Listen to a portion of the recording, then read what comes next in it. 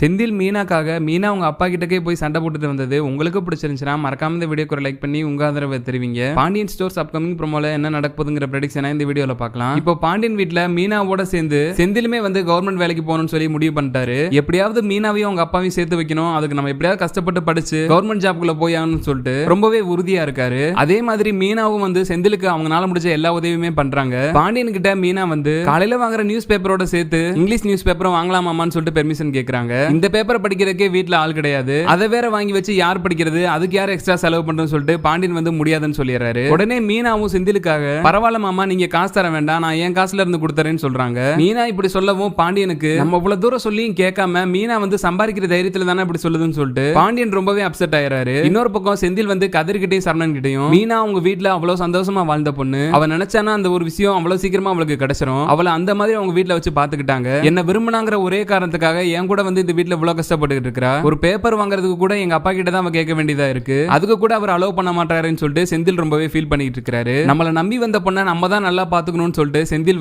நேரா மீனா அவங்க அப்பா வீட்டுக்கு போய் மீனா மாதிரி ஒரு பொண்ணெல்லாம் உங்களுக்கு மகளா கிடைக்கிறதுக்கு நீங்க கொடுத்து வச்சிருக்கணும், எனக்கு கவர்மெண்ட் ஜாப் இல்லங்கறனால தானே எங்க கூட பேச மாட்டீங்க, கண்டிப்பா ஒரு நாள் உங்களை விட பெரிய கவர்மெண்ட் ஜாப்புக்கு நான் போவேன், அன்னைக்கு மீனாவை கூப்பிட்டு இதே வீட்ல உங்க முன்னாடி நான் நிப்பேன், கூடிய சீக்கிரமே நீங்களும் அதை பார்க்க தான் போறீங்கன்னு சொல்லிட்டு சவால் விட்டுட்டு வராரு. அது போக செந்தில் சவால் விடுறத கதிர் போன்ல ரெக்கார்ட் பண்ணி அதை மீனா கிட்ட காமிக்கவும் நமக்காக நம்ம ஹஸ்பண்ட் இவ்வளவு தூரம் உறுதியா போய் நம்ம அப்பா கிட்டே போய் சண்டை போட்டு வந்திருக்காருன்னு சொல்லிட்டு கண்ணுல தண்ணீர் வர ரொம்பவே சந்தோஷமா அந்த வீடியோவை பார்த்துக்கிட்டு இருக்காங்க. அதே மாதிரி தான் ராஜியும் கதிரும் ஒருத்தர் மேல ஒருத்தர் அந்த அளவுக்கு பாசம் வச்சுக்கிட்டு ராஜி கஷ்டப்படக்கூடாதுன்னு கதிர் கஷ்டப்படக்கூடாதுன்னு சொல்லி ராஜியும் அவங்களால முடிஞ்ச வேலையை பார்த்து காசு சம்பாரிச்சுட்டு இருக்காங்க. ஆனா இன்னொரு பக்கம் தங்கமேல பார்த்தோம்னா சரவணனை கண்ட்ரோல்ல வச்சுக்கணுங்கிறது மட்டுமே குறிக்கோளா இருக்காங்க. அதனாலேயே என்னமோ தெரியல சரவணனுக்கு தங்கமேல் மேல பெருசா இன்ட்ரெஸ்ட் இல்லாத மாதிரியே தான் இருக்காரு. கூடிய சீக்கிரமே செந்தில் கவர்மெண்ட் எக்ஸாம் கிளியர் பண்ணி மீனா அவங்க அப்பா கிட்ட போட்ட சவால்ல ஜெயிச்சிட்டா நல்லா இருக்கும்னு நீங்களும் நினைச்சீங்கன்னா மறக்காம இந்த வீடியோக்கு லைக் பண்ணி உங்க ஆதரவை தெரிவிங்க.